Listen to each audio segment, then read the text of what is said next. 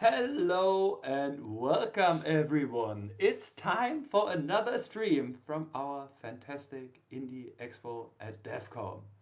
Today we are going to look at about Cannons and Sparrows, but first of all, I'm going to introduce myself and everyone else who is around here. So I'm Andre, Indie Expo guy and Indie advisor. I'm doing some of the talking together with Dana while she is doing the playing. So Dana, say hello to our fantastic audience as Hello, I've well, got a please. controller. I'm, Nice. You look like a power gaming legend. I am. But as you all know the drill, it's not about the two of us that are going to play the game, but we are playing together with the developers' early prototype versions of awesome games. So with us is Daniel today. Daniel, Hi great to have guys, you. thanks for having me. I also have a controller, but Perfect. unfortunately I can't play the game. Dana, it's your turn. Damn. Tomorrow I also need to present my controller, but believe me, I can play games too, but not today. I'm doing the talking while Dana is doing most of the gaming. And as you all know, we only have 20 minutes of jumping into games. It's time to jump into about Cannons and Sparrows. But first of all, congratulations to the funding that you received. You got the Epic Mega Grant, you got funding by Nord Media, by Medienboard Berlin Brandenburg, by Game City Hamburg. Congratulations. Thank you very much. Yeah, by the sounds of it, it's going pretty well. Yeah. I'm jumping in. I'm jumping in. Yeah, I've seen a lot And about it. I've seen trailers, and it's the first time, now playing it properly. I'm excited. I will not fail. I will be very good. Just so you while know. while we're looking at the awesome visuals, Daniel, what is the status that the game is about? It's not finished yet, as we are mostly showing yes, prototype versions here. exactly. So right now we have a finished prototype, which Dana is playing right now, which took us about 1.5 years to finish. And it's more of a vertical slice than a prototype. So as you can see, it's already fairly polished in terms of the game design and the environment, art, and all the little animations. So always, and that's what I always see when people start playing Metroidvanias, you go left, Yeah. not You right. You have to. always go left, and yeah, you have to. It's So yeah, we've got about like 40 minutes of gameplay, which includes learning. It's a small tutorial part you play in the beginning where you learn all the basic skills, and then later on you get into an area where, let's see if we actually can make it there, but we get into an area where you have to combine all those skills to advance towards an end boss. And yeah, let's see how Dana likes it so far. I got so many questions. I mean, first of all, the visuals are awesome. I mean, it's really great, and I guess, as you said, it's a vertical slice. That is the graphical quality that we can expect from the final game, but with much more story or playthrough length, I would say. Um, Exactly. Talking about that's another thing, as I guess some of our player watchers of some of the people of the audience could be interested in playing it himself. Is the demo available publicly somewhere yet? Not yet. We Not have yet. we have a closed demo, Yes. which is available on Steam, but at the moment, because we still want to like enrich the whole world with more storytelling and work a little bit more on the combat system Okay. itself, we kept it closed for playtesting purposes. But Yeah. if people see it and want to play it out themselves and give us feedback, we can incorporate into the demo. You could always join our Discord server and then just ask for a key, and we will send it your way. Awesome. So, where to find your Discord server? What's the best place to discover all of your socials? I get maybe the Steam wishlist page. Is there one already?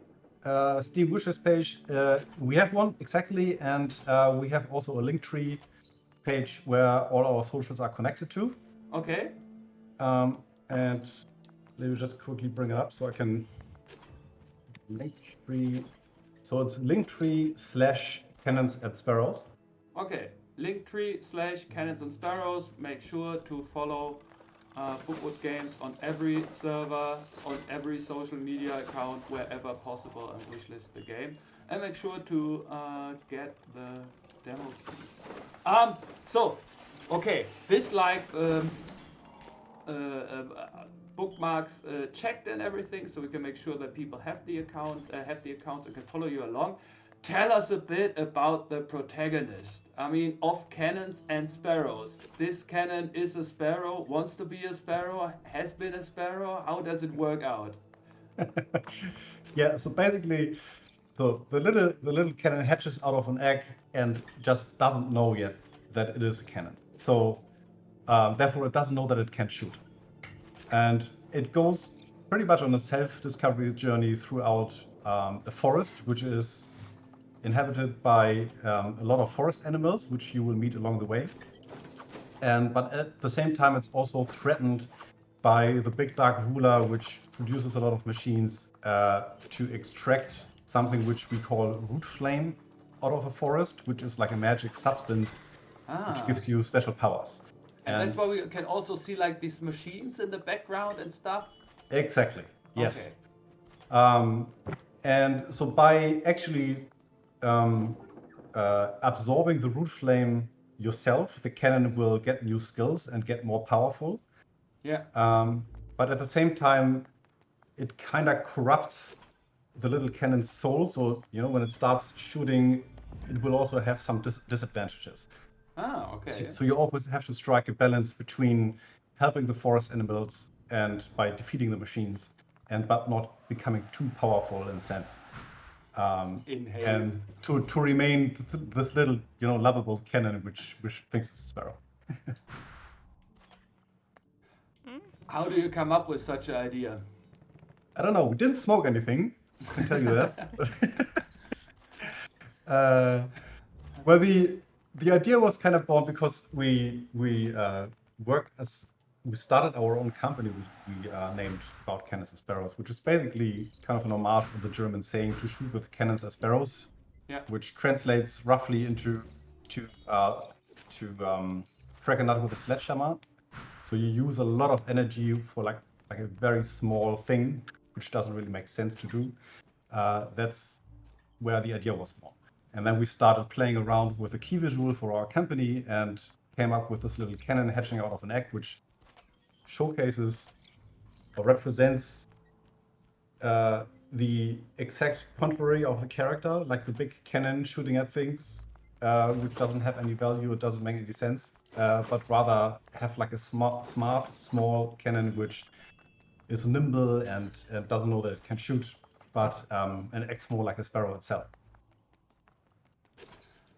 I'm quite stunned by the visuals, but Dana, you have a question?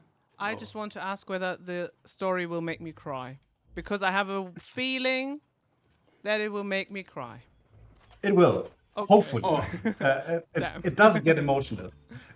So I don't want to give away too much of the story yet, but there's a dark ruler which pretty much lives in a fortress right next to the forest, where it absorbs all the root flame or the energy, is somehow connected with that little creature. And so on the way through the forest, you learn who you are and why you were actually hatched out of an egg.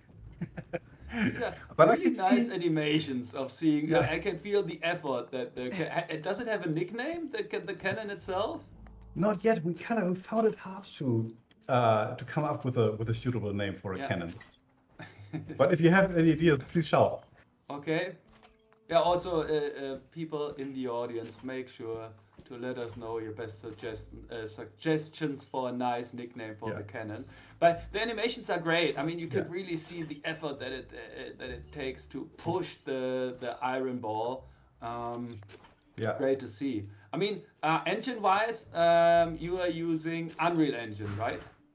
Yes, we're using Unreal Engine, which helps a lot because we are not. So the usual thing you have to do, just definitely give Dana a quick tip. If you use the suck in like with the LB on the ball and then shoot it to the right. Yeah. Yes. Got it. I thought I always need the purple thing to do the breathing thing, but good. I was so close. Yeah. Sorry, where were we? Unreal Engine.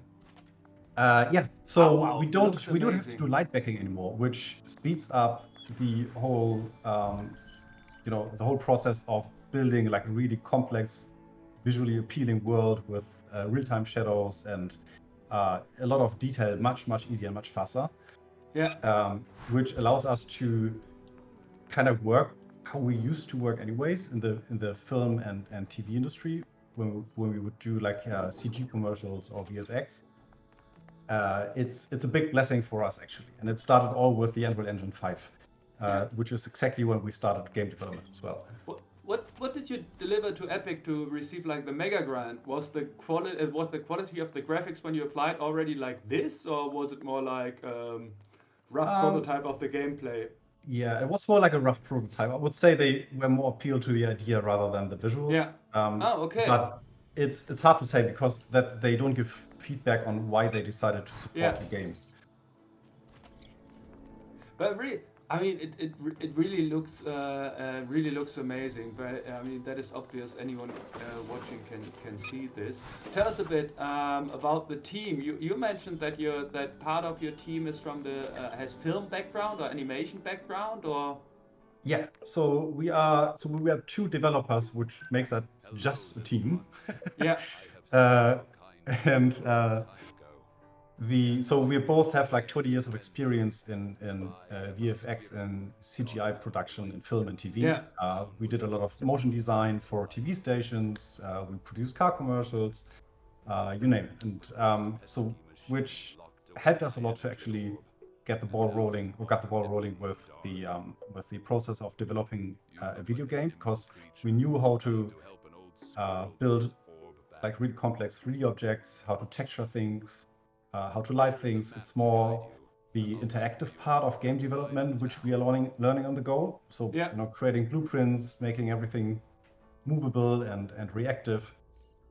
That is the part we are learning on the fly. Wait a second. This map, can you show the map once more? It's great to see that this map is still just a placeholder. Can you guess if anyone is wondering? Yes. Yeah, very good. And it's only accessible by mouse. Yeah. Yeah, true. Can we just talk about that little squirrel that just talked to me? I think you didn't appreciate enough how cute that one was. I didn't listen to a word you two said because I was just smitten. So basically, the squirrel is the master of light, we call him. Of course. So he back when the birdhouse city was inhabited and a bustling marketplace, he was taking care of the power generator, which powered the whole city with lights. And so your quest now, so he's an NPC who just gave you a quest or side quest to get him a power stone, which enables him to reactivate the generator later on in the game, which will then in turn, once you achieve that, make the birdhouse city you're in right now a marketplace. So you can start trading objects, you can level up your skills, you can spend all the money you earn on the way on certain things, like new heavy strikes, all the stuff you would need in a Metroidvania. But so the whole scenery you're seeing now is going to change once you achieve, getting of the stone and beating the end boss. What's your plan, Dana? I want to go to the. I need to go to the lever below because it's pointing to the. Yeah, I just wanted to try one more time. I thought I can do it, but no, no. Hold on. I can do it. This one I can do.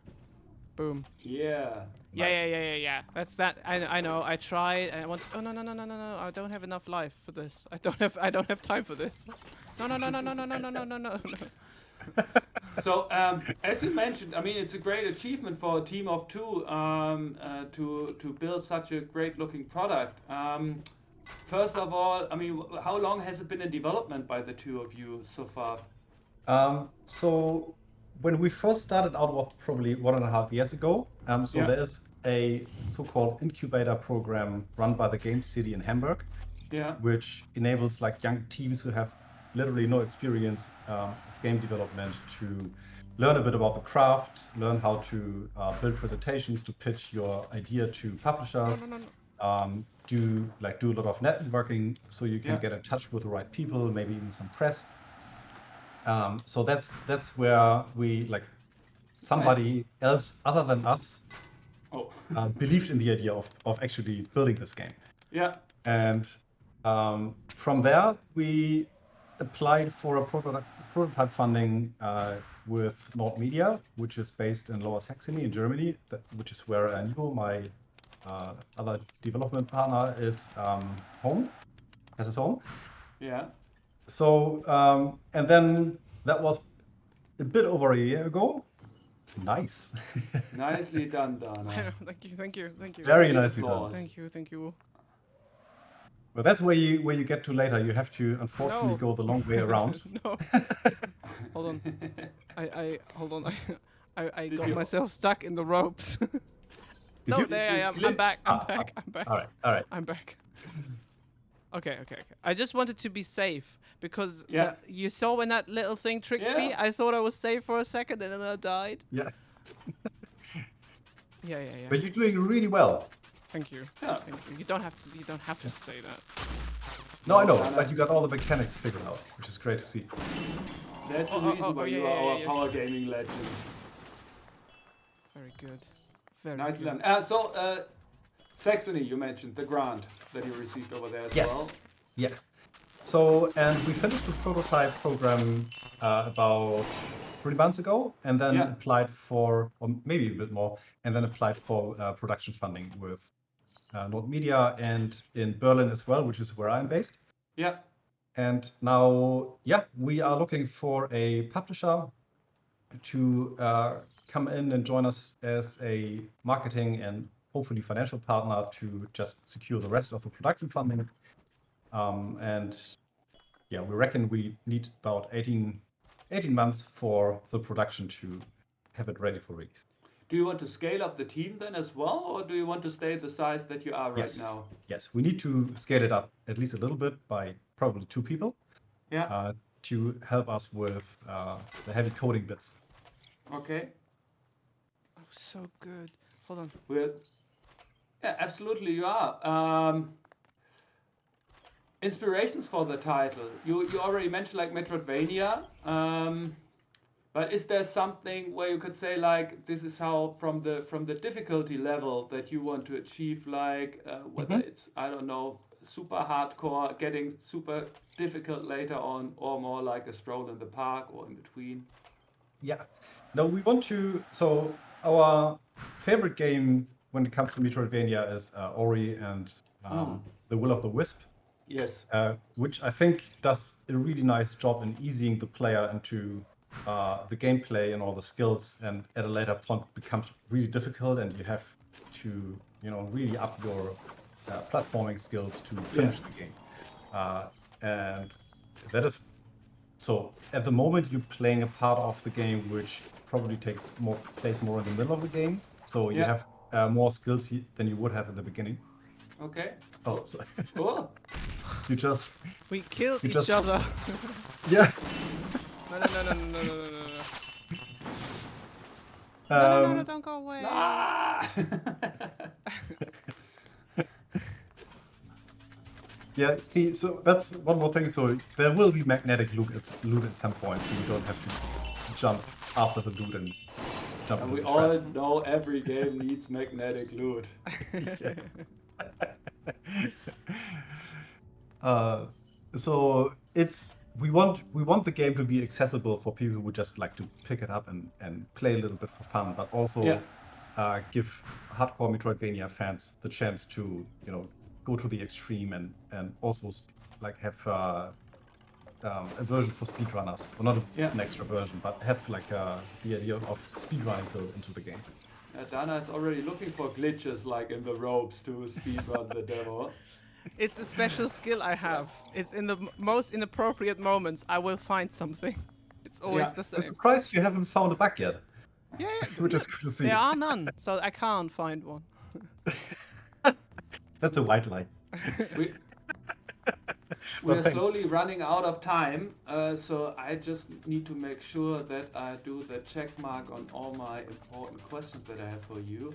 You mentioned already that you're looking for a publishing partner right now to finish the development, which would be another 18 months. So when would the game be ready for people to finally buy and play and enjoy? ballpark figure? So we are aiming for a public demo beginning of next year. Okay. And then have the release at some point at the beginning of 27. Okay. And is this about Cannons and Sparrows? Is it still a working title, or you're going to stick with it? I think it's quite fitting. We're going to stick with it. We just renamed our studio because our studio name was the same. We just renamed it in BookWood Studios. So Nico's, so the German name of the city he lives in is Buchholz. So it's the literal translation. I was just about to think, okay, what but it also tells a little bit of a story, you know? It's the word book and wood in it is just pretty fitting to the game as well. Yeah, absolutely. Storytelling in general. And platforms you're going to release it on? So far you're developing for PC as first platform or main platform? Exactly. And so it's kind of, the genre itself is predestined for handheld. So we definitely got to bring it out on consoles, on PlayStation and Xbox, and also it's already working quite well on the Steam Deck. I was just about to ask. Yeah, and I think that the just updated Twitch will be powerful enough to run the game as well. Yeah.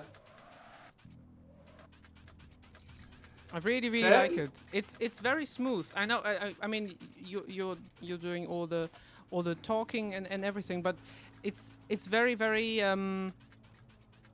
it's just very smooth. I think it's the best way I can say it, because with these games, it's horrible if they don't run properly. Like if you want to go somewhere, if you want to jump somewhere and it doesn't work, it's super annoying then, because you know the whole point of it is that the technical side is working properly, and it's really smooth. The fact that I can't do this bit, hold on, I need to show do this bit, is my inability, not the game's inability. I just wanted to say it's me because I'm doing it at the wrong moment.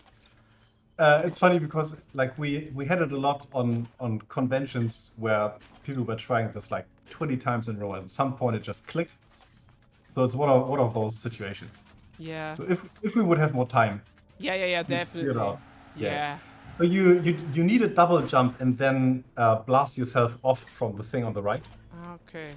That's how you would do it. Okay. I'll try one more time. Can we try one? Yeah, we can try one more time. Yeah. Come on, Andre. Yeah, but please. But just, it's always the same with you, Dana. But I mean, it's a 40-minute demo, so you can't. There's no chance that you can finish it in 20 minutes. Okay, I'll do it on my. I've got the file now. I can play as long as I want. Yeah.